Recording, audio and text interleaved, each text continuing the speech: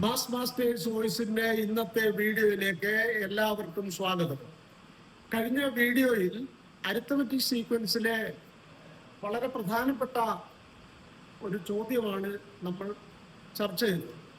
ഇന്ന് അതേ അരിത്തമെറ്റിക് സീക്വൻസിലെ മറ്റൊരു വർഷം SSLCക്ക് ചോദിച്ച ഒരു ചോദ്യമാണ് ചർച്ച ചെയ്യാൻ പോകുന്നത്.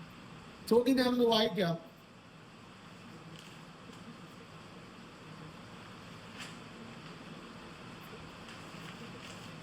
Sum of first 7 terms of an arithmetic sequence is 140. Sum of first 11 terms of the same arithmetic sequence is 440. What is the അതിലെ 4 സബ് ക്വസ്റ്റ്യൻസ് ഉണ്ട്. അതിൽ ഒന്നാമത്തെ A. What is the fourth term of the arithmetic sequence? B. Find the sixth term. C.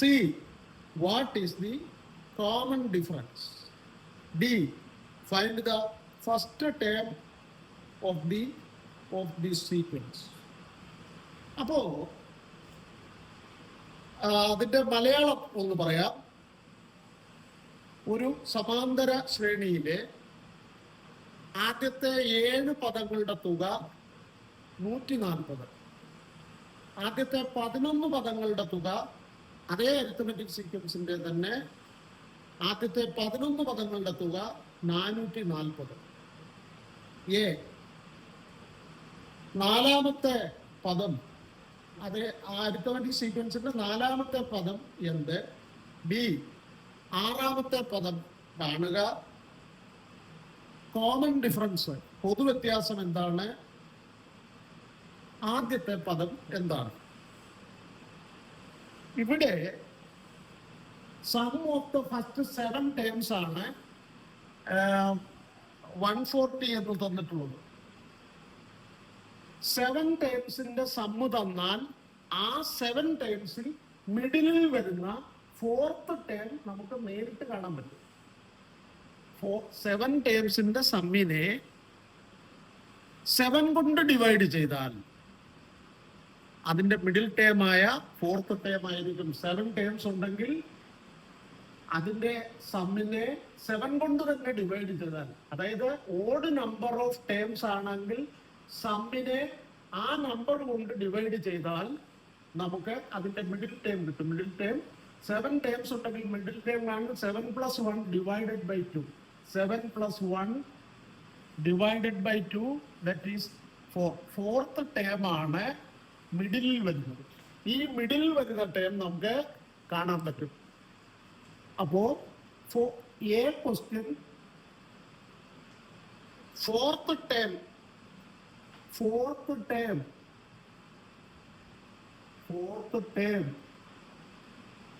is equal to 4 terms in the sum divided by 7 terms in the sum divided by 7. 140 divided by 7 is equal to 20. അതായത് 4th term 20 ആണ്. ഒന്നാമത്തെ ചോദ്യത്തിന്റെ answer നമുക്ക് ലഭിച്ചു കഴിഞ്ഞു. അടുത്തത് find the 6th term എന്നാണ്. ഇതേപോലെ തന്നെ 7 ടൈംസിന്റെ സമ്മിൽ അത് നമുക്ക് എഴുതിയേക്കാം. Sum of first 7 terms is equal to 140. അതിൽ നിന്നാണ് നമ്മൾ ഈ 4th ടേം 20 ആണെന്ന് കണ്ടെത്തിയത്. അതേപോലെ sum of the first 11 terms 11 ടേംസിന്റെ സമ്മ് ഇവിടെയും ഒറ്റ നമ്പറാണ്, അതായത് ഓഡ് നമ്പറാണ് നമ്പർ ഓഫ് ടേംസ്. അതുകൊണ്ട് ആ നമ്പർ കൊണ്ട് ഡിവൈഡ് ചെയ്താൽ അതിന്റെ മിഡിൽ ടേമായ 11 + 1 ഡിവൈഡഡ് ബൈ 2 ദാറ്റ് ഈസ് 6. അപ്പോൾ 6th ടേം നമുക്ക് കണ്ടുപിടിക്കാൻ പറ്റും. അതാണ് നമ്മുടെ അടുത്ത ചോദ്യം വന്നിട്ടുള്ളത്. 6th term is equal to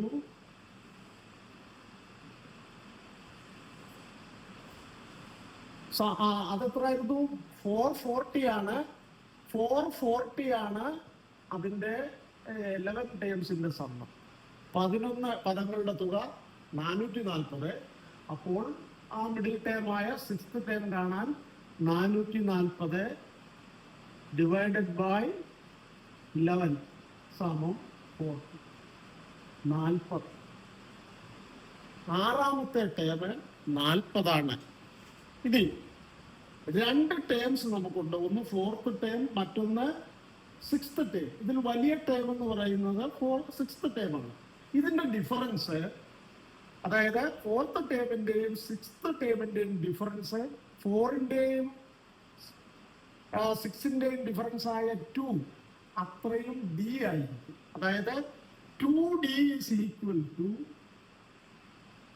6th ടേമിനെ നമുക്ക് x6 എന്ന് പറയാം. അതുകൊണ്ട് നമുക്കതിനെ x6 minus x4 is equal to, അത് നമ്മുടെ കയ്യിലുണ്ട്, x6 40 minus 20 is equal to 20. ഇത് 2D ആണ്. therefore d is equal to 20/2, അങ്ങനെ 10 വരുന്നു. ഇതാണ് നമ്മളോട് മൂന്നാമത് ചോദിച്ചിട്ടുള്ള ചോദ്യം. സി, അപ്പോൾ ഈ ഡി എന്ന് പറയുന്നത് സി ക്വസ്റ്റ്യൻ ഇവിടെ നിന്ന് തുടങ്ങാം. 2D is equal to x6, 6th term minus 4th term is equal to 40 minus 20, അങ്ങനെ 20 കിട്ടുന്നു. d is equal to 10. Last question D 5 score ഉള്ള ഒരു ചോദ്യമാണിത്.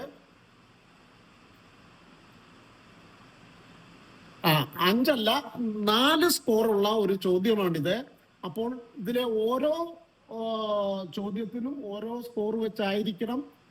അപ്പോൾ നമുക്ക് ഫസ്റ്റ് ടേമിനെ x1 എന്ന് പറയാം. x1 ഇവിടെ നമുക്ക് x4ൽ നിന്ന് 1ലേക്കും വരാം, x6ൽ നിന്നും 1ലേക്ക് വരാം, x1ലേക്ക് വരാം.